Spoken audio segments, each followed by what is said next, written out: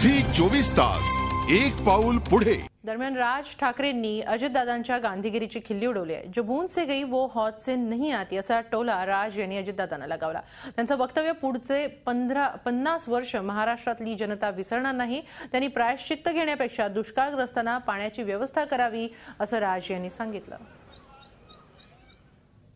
जो भून से गई वो हौद से नहीं आती,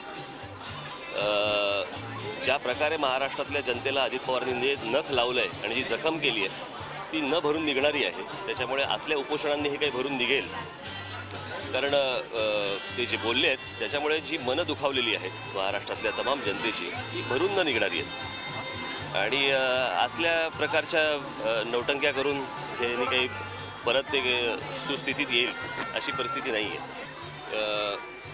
ते अजूनपर्यंत अनेक लोक महाराष्ट्रातले विसरलेले नाहीत।